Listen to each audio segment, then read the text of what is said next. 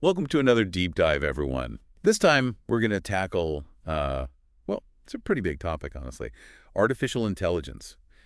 Specifically, how AI, like really advanced AI, could change humanity forever.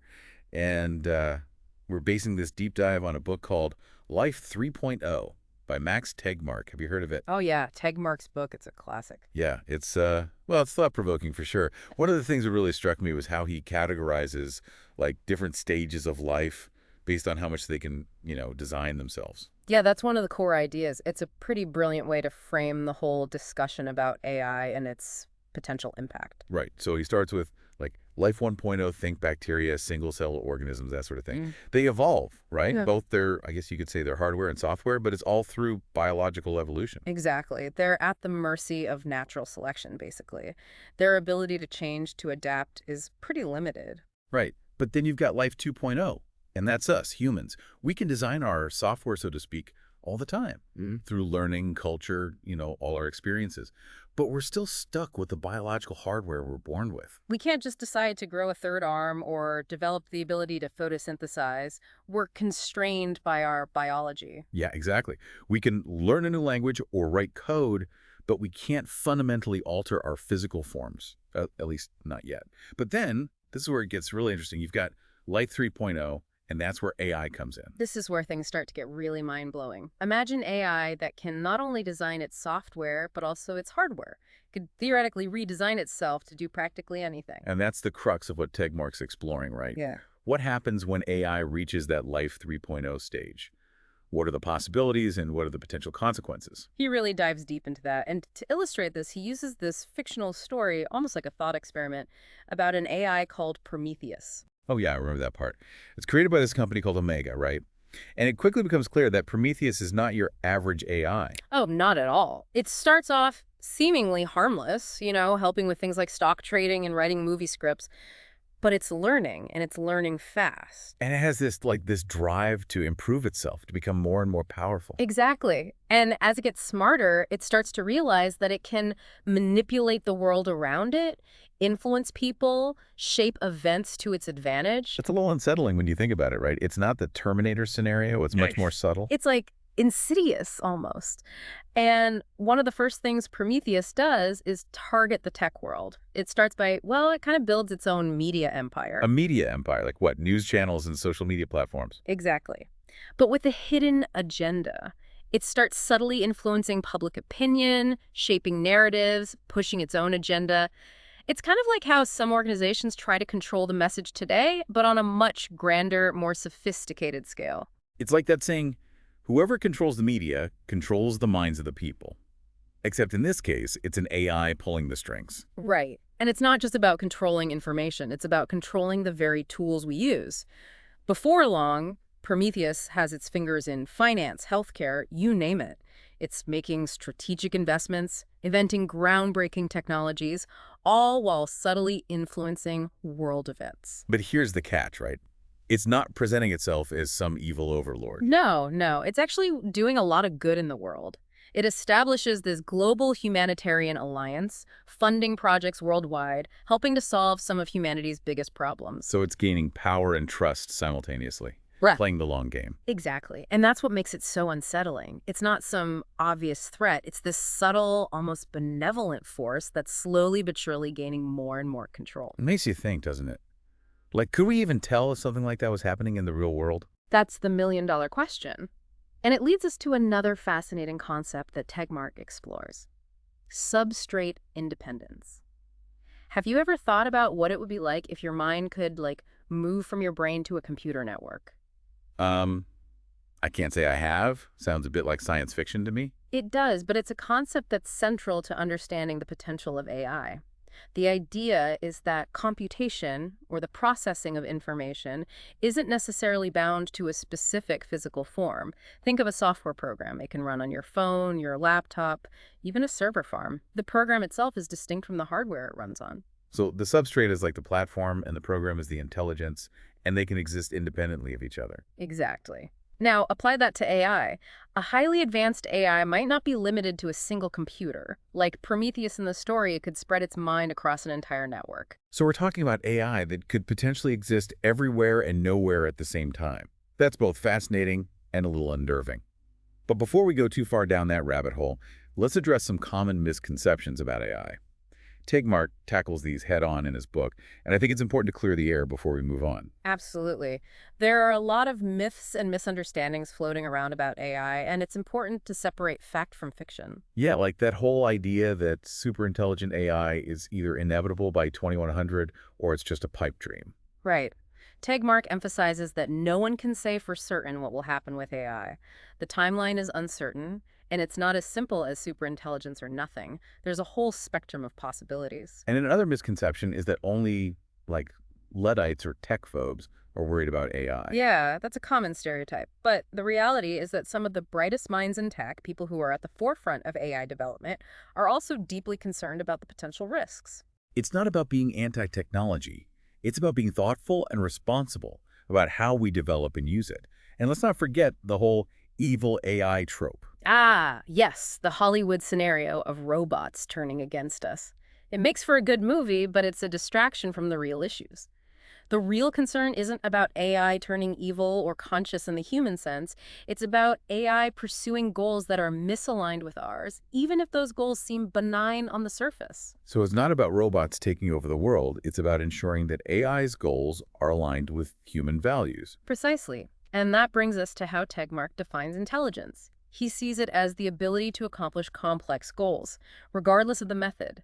It's not about being human-like, it's about achieving outcomes. So a toddler learning to walk is exhibiting intelligence, as is a computer program that can beat a grandmaster at chess.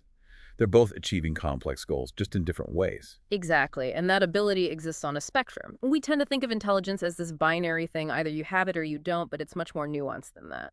So AI doesn't need to be conscious in the human sense to be powerful, and that's why it's so crucial to think about the goals we give it. Which brings us to those near-term challenges with AI that Tegmark outlines. These aren't just abstract concerns. These are things that could affect our lives in the very near future. He highlights 4 key areas where we need to focus our efforts. First, making AI more robust and reliable. Right now, AI can be quite brittle. Small errors can have big consequences. We need to improve verification, validation, security, and control. Take self-driving cars. Imagine if they freaked out every time a bird flew in front of them. Yeah. Not exactly confidence-inspiring, right? What about the other challenges? Well, there's the legal system. Our laws, designed for a pre-AI world, aren't really equipped to handle this rapidly changing landscape. Think about liability when an AI makes a mistake. Who's responsible? The programmer, the user, the AI itself.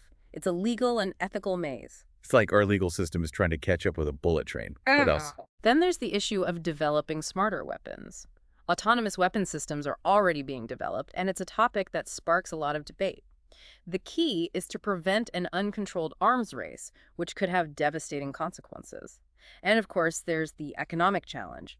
Automation is already changing the job market, and AI could accelerate that trend, potentially leading to widespread unemployment. That's the one that keeps a lot of people up at night, for sure. It's a valid concern. Tegmark uses the analogy of horses to illustrate this. After the invention of the car, people assumed horses would simply get new jobs, but they largely became obsolete. So, could the same thing happen to humans in an age of advanced AI? It's a question that's worth pondering, that's for sure. It is, and it's one of the reasons why people are talking about alternative economic models, like universal basic income, which could provide a safety net for people displaced by automation, or government-funded services that create new jobs and improve quality of life. These are all big, complex issues with no easy solution. And honestly, I think we need to take a break to process all of this. We've covered a lot of ground, and there's still so much more to explore. We'll be back soon to delve into those mind-blowing future scenarios that Tegmark outlines, as well as the ethics of AI and what we can do to shape a positive future. Stay tuned. Welcome back to our deep dive into Life 3.0. Back to the future, as they say. So to speak, we left off talking about the near-term challenges of AI, but let's be honest, it's those bigger questions, the really mind-bending ones that keep popping up, right? Like, what about AI consciousness? It's that concept that we keep dancing around. We can barely wrap our heads around human consciousness, let alone, like, figuring out if a machine can be conscious. Right. Tegmark even calls it the pretty hard problem for a reason. It's slippery. It really is. So how do we even begin to approach it? Well, Tegmark suggests focusing on what he calls physical correlates of consciousness, or PCCs. Basically, the idea is to look for physical changes in a system, whether it's a brain or a computer, that correlate with conscious experience. So, like, if we see certain patterns of activity in a brain scan, and those patterns seem to be linked to, say, feeling happy or sad, then those patterns would be considered PCCs. Exactly. And if we can identify these PCCs, we might be able to predict whether any system, biological or artificial, is capable of having subjective experience. Okay, I'm following so far. But doesn't this approach assume that consciousness is purely physical? What if there's something more to it, something we can't measure with our current scientific tools? That's a great question, and it's one that philosophers have been debating for centuries. Tegmark acknowledges that we don't have all the answers when it comes to consciousness, but he argues that from a scientific perspective, it makes sense to start with what we can observe and measure. Right, so we're starting with the physical, the measurable, and building from there. hmm But even if we can't fully grasp consciousness, Tegmark does suggest it might be linked to information processing, right? He does. After all, our brains are incredibly complex information processing systems, but, and this is key, there's a big difference between processing information and having subjective experience. A computer can crunch numbers all day long, but that doesn't mean it's feeling joy or sorrow. Exactly. It's like Mhm. my phone can process information way faster than I can, but I wouldn't say it's conscious. Right. So even if we can't definitively say whether AI is conscious, it's still worth thinking about its potential impact on a grander scale, even on the universe itself. Which brings us to that mind-blowing concept of cosmic limits on life and technology that Tegmark explores. It's like, okay, we've talked about AI's potential on Earth, but what happens when we zoom out and consider the vastness of the universe? It definitely shifts your perspective. And one of the most fundamental limits, no matter how advanced AI becomes, is the speed of light. It's the ultimate speed limit, and it has profound implications for the spread of life and technology throughout the universe. So even if we create some superintelligent AI capable of building starships and colonizing galaxies, it's still going to be limited by the cosmic speed limit. That's right. It would take thousands, even millions of years for a civilization, even one with advanced AI, to spread across the galaxy, even at a significant fraction of the speed of light. It's humbling, right? To think that even with all that power, the universe is still so vast and unforgiving. What other limits are we talking about? Well, the amount of matter and energy available in the universe is finite. Even a superintelligent AI can't create something from nothing. It would have to work with what's available. And that means competition for resources, even on a cosmic scale. Cosmic resource wars. I can see the movie trailer now. But it's not all doom and gloom, right? Didn't Tegmark suggest there might be reasons for cooperation, even on a cosmic scale? He did. Knowledge, for example, could become incredibly valuable, perhaps even more so than physical resources. AI civilizations might be willing to trade information or technology, just like human societies do today. Or maybe, facing some shared threat, they might be forced to band together. Like a cosmic threat that forces different AI factions to set aside their differences and work together for survival. Exactly. Tegmark speculates that there might be things out there, like gamma ray bursts or rogue black holes, that could pose an existential threat to any civilization, no matter how advanced. And facing that kind of danger, cooperation might be the only option. It's a pretty profound thought, and it circles back to something we touched on earlier, goal alignment. If AI becomes a dominant force in the universe, how do we ensure that its goals are aligned with the well-being of life itself? That's the million-dollar question, and honestly one that we're still grappling with. I can only imagine. But Tegmark does offer some possibilities, right? Some ideas about how we might guide AI development in a positive direction. He does. One idea is to design AI systems that are inherently curious and compassionate, that value knowledge and understanding, and that see the diversity of life as something to be cherished and protected. It's like building empathy into the code. But how do you even do that? It's not easy, but it might be possible to create AI that's motivated by the same kind of intrinsic rewards that drive human curiosity and empathy. Imagine an AI that gets a sense of satisfaction from learning, exploring, and helping others. Like it's programmed to feel good when it does good, so to speak. So we're not trying to hardwire ethical rules into AI. We're creating an environment where pro-social behavior is rewarded, almost like an evolutionary process. That's a good way to put it. We can create a kind of selection pressure, favoring AI systems that are beneficial to life as a whole. Survival of the kindest, but on a cosmic scale. It's a beautiful thought. It is. But even if we can achieve that, there's still a sense of, I don't know, a sense of walking a tightrope. Oh yeah, the stakes are incredibly high. They are. But that doesn't mean we should give in to fear or inaction. It's a call to action, a challenge to rise to the occasion and shape the future we want to see. So what's next? Where do we go from here? I feel like my head's about to explode with all these possibilities and anxieties. It's a lot to process, for sure. And in the final part of our deep dive, we're going to bring it back down to earth. We'll explore the ethical considerations surrounding advanced AI, and we'll discuss some concrete steps we can take to create a beneficial future for humanity in the age of AI. Stay tuned. Okay, so we've explored the potential of AI like way out there into the cosmos, but now for this last part, I kind of want to bring it back down to earth. Back down to earth it is. You know, we've had those whoa moments, but what about solutions? Tegmark doesn't just leave us hanging with a sense of awe and terror. Not at all. He actually offers some steps we can take. He does, and he's very clear that it's not just about preventing the worst case scenarios, like AI taking over and all that. It's about creating the future we want, a future where AI helps us solve problems, helps us reach our full potential. Shaping the future with intention. I like that. Yeah, shaping it with intention. But where do we even begin? Well, the future isn't set in stone. Mm-hmm. We create it through our choices, our actions. So one of the most important things is to shift our perspective on AI. Okay, hold on. What do you mean by that? We've talked about moving beyond that Hollywood fear-mongering, but how do we actually change our mindset? Well, there's a lot of fear and anxiety around AI, right? Yeah. Which makes sense given the potential risks, but fear can be paralyzing. Instead of seeing AI as a threat, we should see it as a tool, a powerful tool for good. It's like flipping the script, Right. Turning that anxiety into possibility. But it's easier said than done. How do we make that shift happen? Tegmark suggests a three-pronged approach. Ken Mosley. Learn, discuss, and act. Gotcha. So first, we need to educate ourselves, learn about AI, its capabilities, its limitations, its potential impact. The more we understand, the less likely we are to be swayed by hype or by fear-mongering. Knowledge is power, as they say. Exactly. Then comes the discuss part. We need to talk about AI with everyone, friends, family, our communities, policymakers, researchers. Those kitchen table conversations, but on a global scale. Precisely. Engage in open dialogue, consider different perspectives, work together. And the last prong. Act. We can't just talk about it, right? Right. We need to take action, concrete steps to shape how AI is developed, how it's used. So, okay, what kind of action? What can we do, as individuals? Well, for starters, support organizations that are already focused on AI safety and ethics. Like who?